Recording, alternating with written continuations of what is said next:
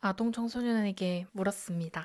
여러분, 첫 경험 언제 했나요? 17살이요. 저는 15살이요. 저는 중1 때요. 중학교 가기 전에요. 아이들의 대답을 모아서 평균을 냈더니 놀라운 숫자가 나왔습니다. 13.6세. 만 나이 13세라면 우리 아이들이 중학교 2학년 정도의 첫 경험을 한다는 말인가요? 네, 맞습니다. 자녀를 키우고 계시다면 많이 놀라셨을 것 같습니다. 통계 해석에 오류가 있는 것 같은데요. 전체 애들 중에 성경험 있는 애들은 극히 일부 아닌가요? 맞아요. 2018년 기준으로 같은 자료를 보면 전체 청소년 중 성경험을 갖고 있는 청소년은 100명 중 11명밖에 안 됩니다. 성경험을 갖고 있는 청소년 11명에게 너 첫 경험 언제 했니? 물어봤을 때 나온 대답의 평균 연령이 13.6세라는 거죠. 그런데도 성교육 강사들은 왜 13.6세라는 통계를 제시하며 성교육을 빨리 시작해야 한다고 말하는 걸까요? 부모들의 불안감을 자극해서 돈을 벌어보려는 거라는 얘기도 있었고요. 통계 해석을 잘못했기 때문이라는 얘기도 있었습니다. 둘 다 사실이 아닙니다. 성교육 전문가들마다 각자 생각은 다르겠지만요. 저는 아이들이 처해 있는 현실을 알려야 할 때 13.6세를 언급합니다.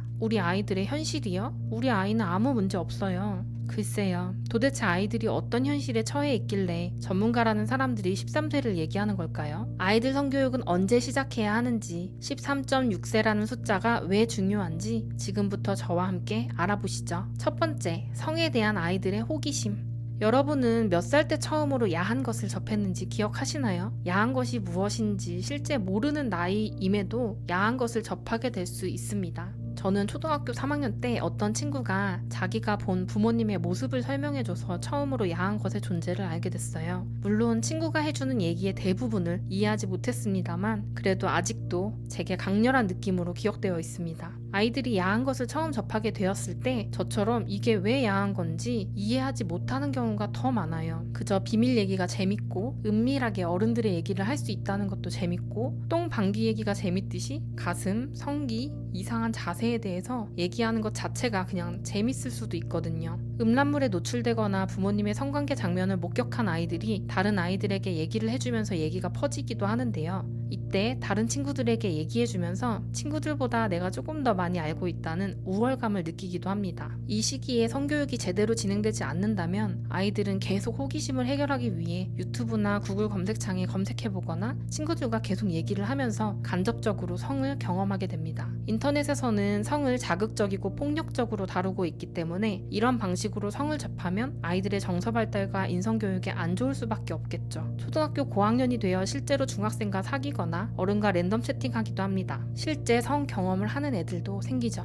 이렇게 중학교 입학 전에 성 경험하는 아동 청소년이 100명 중 0.7명, 다시 말하면 143명 중에 1명이라고 하네요. 중고등학교까지 성관계 경험률은 점점 오릅니다. 중학생은 100명 중 2.6명, 고등학생은 100명 중 8.5명이 성 경험을 갖고 있다고 응답했습니다. 심지어 이 통계는 성 경험 기준입니다. 손잡기, 포옹, 키스 같은 건 통계에 포함되지도 않았습니다. 같은 반 아이가 누군가와 성관계를 했다고 치죠. 그거 우리 아이가 어떻게 합니까? 아시겠지만 애들이 생각보다 입이 무겁지 않잖아요. 반 애들이나 친구들에게 자기가 누구랑 연락하고 있다, 이 사람과 만나기로 했다, 만나서 뭘 했다, 이런 것까지 친구 몇 명에게 얘기를 합니다. 그러면 이제 그 얘기가 퍼지는 거죠. 이런 소문에 동조하거나 일조하는 언행이 옳지 않다는 건 아이들도 압니다. 하지만 비밀 얘기를 나눌 때 나눌 수 있는 은밀함, 우리는 친한 사이니까 이런 얘기도 할 수 있다는 친밀함, 재미, 호기심, 이런 걸 아이들이 다 견뎌내기는 굉장히 어렵습니다. 해결되지 않은 궁금증을 해소하고 싶은 마음도 있고요. 아이들은 어른들보다 여러 곳에 깊숙하게 소속되어 있습니다.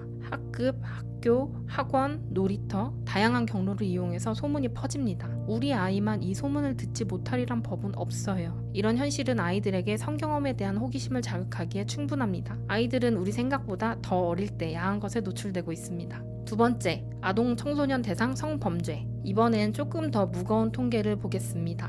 2023년에 정부에서 발표한 아동 청소년 대상 성범죄 발생 추세와 동향 분석이라는 보도자료입니다. 2021년 아동 청소년 대상 성범죄로 유죄 판결을 받은 범죄자 2671명에 대한 판결문을 분석했다고 해요. 2021년 아동 청소년 성범죄 판결문에 등장하는 아동 청소년 피해자는 3,503명입니다. 그중 여성이 91.2%인 3,194명이라고 하고요. 피해자의 평균 연령은 14.1세라고 합니다. 범죄 피해자의 25.6%, 즉 4명 4명 중 1명이 13세 미만이라고 하네요. 피해자 기준으로 가장 극심한 피해는 성폭력과 디지털 성폭력입니다. 유사강간, 강제추행, 아동 성학대의 경우 피해자 평균 연령이 13세입니다. 이게 우리 아이들이 겪고 있는 현실이죠. 온라인에서 접근하는 성범죄자들은 악질적이지만 아이들에게 접근할 때만큼은 달콤하고 친밀합니다. 웃는 게 예쁘다면서, 너 정말 똑똑하다면서 칭찬을 해주고요. 오늘 하루 힘든 일 있었는지 물어봐주고, 힘든 일이 있었다고 하면 위로해줍니다. 아이들에게 좋아한다고 사귀자고 합니다. 아이들에겐 생애 첫 고백이고 첫 설렘이 되기도 합니다. 우리 아이들이 이런 달콤한 말을 모두 거절할 수 있을까요? 아이들이 아무리 거절해봐야 소용이 없습니다.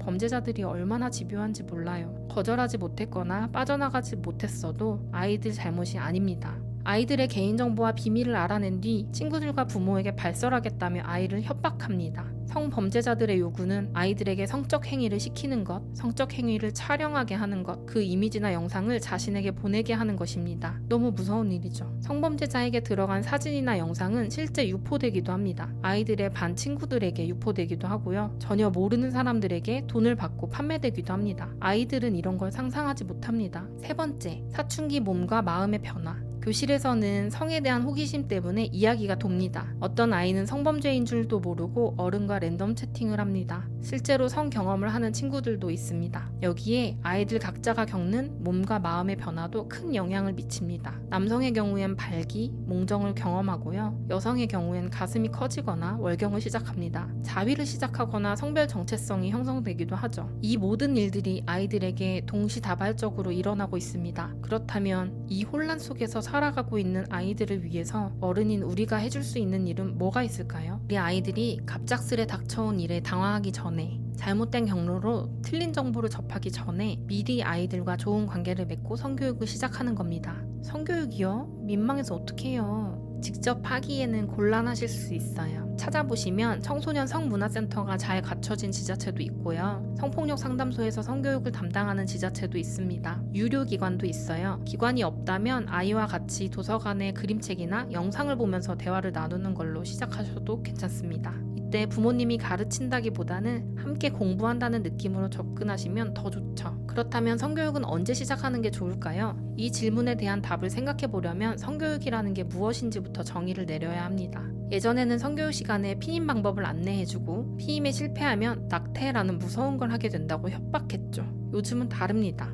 성이라는 건 나와 다른 사람이 맺는 관계의 방법이며 성교육은 관계교육의 시작으로 보고 있습니다. 초등학교 저학년 성교육은 나와 너 서로의 존재를 인식하고 내 경계와 너의 경계를 구분하고 그 경계를 존중하는 방법에 대해서 가르칩니다. 초등학교 고학년에서는 사춘기 몸과 마음의 변화뿐만 아니라 성범죄의 종류, 디지털 성범죄, 그루밍까지 가르칩니다. 성범죄의 종류에는 강제추행, 강간이 포함되기 때문에 성관계에 대한 교육도 간접적으로 포함이 되죠. 중고등학생이 되면 피임, 임신 중단을 포함해서 구체적인 성관계, 성폭력과 성적 자기결정권, 성차별 등에 대해서 올바른 인식과 대처를 할 수 있도록 배웁니다. 예를 들면 성관계는 함께 준비하기, 상대방이 싫다고 하면 시도하지 않기, 행위 중이라고 해도 상대방이 불편해하면 중단하기, 피임 실패를 포함하여 성관계에 대한 책임과 위험을 함께 나누기, 이런 내용이 있습니다.